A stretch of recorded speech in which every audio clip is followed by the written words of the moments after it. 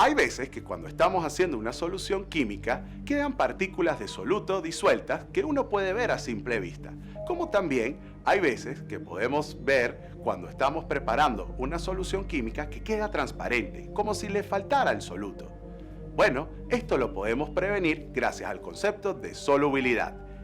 Hoy veremos qué es la solubilidad y cuáles son las características necesarias para producir soluciones saturadas, insaturadas y sobresaturadas.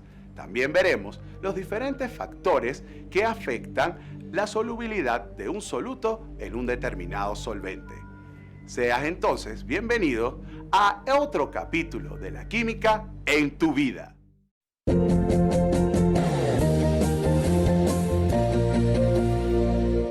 La solubilidad, ¿qué es?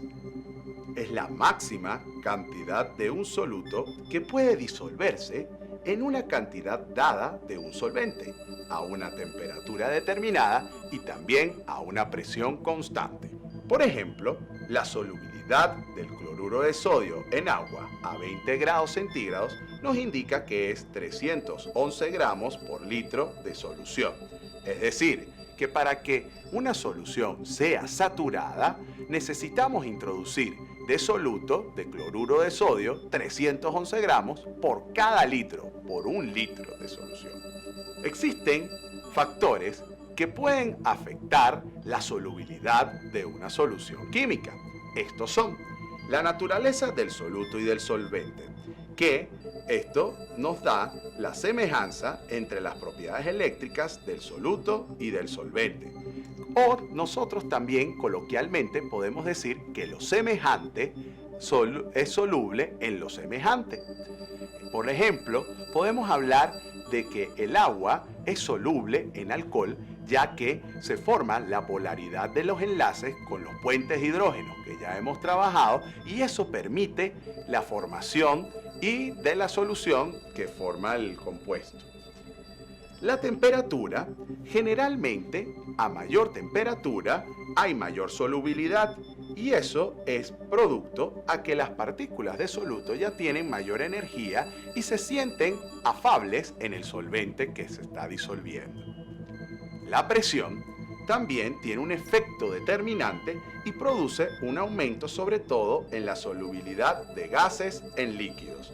Al aumentar la presión, podemos decir que las partículas que están en estado gaseoso se sienten arrinconadas sobre el líquido que está por alrededor de un sistema. Entonces, al haber menos espacio en el área, pues se introducen con mayor facilidad en un solvente líquido. Y por último tenemos el estado de subdivisión, que eso quiere decir que los solutos que uno parte minuciosamente o están mejor distribuidos pueden disolverse con mayor facilidad dentro de un solvente, porque aumenta la eficacia de la solvatación cuanto más finamente dividido se encuentre el sólido del soluto.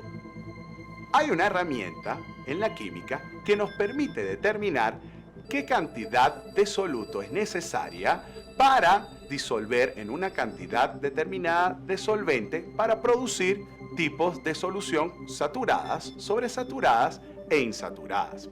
Las curvas de solubilidad. Estas son gráficas que reflejan la cantidad en gramos de soluto que se puede disolver para una determinada cantidad de solvente en función de la temperatura y, ¿por qué no?, también a una presión constante. Por ejemplo, tenemos aquí la curva de solubilidad a una temperatura dada y cuánto varía la cantidad en gramos en 100 gramos de agua que se disuelve. Por ejemplo, si yo quiero obtener una solución de cloruro de sodio saturada, podría introducir a 40 grados centígrados una cantidad más o menos de 37 gramos por 100 gramos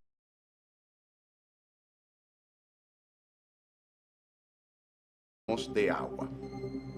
En una curva de solubilidad podemos entonces determinar las condiciones necesarias de saturación, de insaturación y sobresaturación.